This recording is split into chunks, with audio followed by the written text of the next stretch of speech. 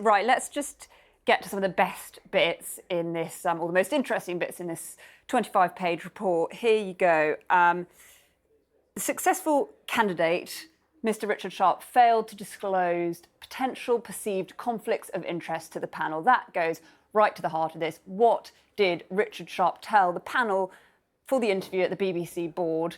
Mr. Sharp informed the Prime Minister he wished to apply for the chair of the BBC board. That was one of the areas where he went wrong. And secondly, Mr. Sharp also informed the former Prime Minister he was going to meet with a Cabinet Secretary to attempt to introduce him to a person who might assist him with his personal finances. This is all about that loan guarantee that Richard Sharp helped Boris Johnson with by setting him up with a distant relative. These matters gave rise, here you go, to a potential conflict of interest. There is a risk of a perception that Mr. Sharp was recommended for appointment because he assisted the former Prime Minister in a private financial matter, and or that he influenced the former Prime Minister to recommend him by informing him of his application before he submitted it.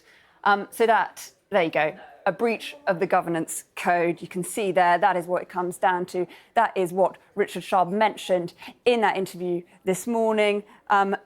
He does go on to say, though, in this report that a breach of the governance code does not invalidate the appointment. That was something that Richard Sharp touched on as well in his interview, but he has still decided to go. And I just want to show you one more bit very quickly, if we have time, here. This is all about the pressure, really, that Number 10 was putting on giving Richard Sharp that job of BBC chairman. Of course, the Prime Minister does play a role in that. It was very clear that after speaking to Boris Johnson, after helping him with that loan guarantee, he was a preferred candidate. Number 10 commented to the Department of Culture, Media and Sport in November 2020 that Mr. Sharp looked like a strong candidate.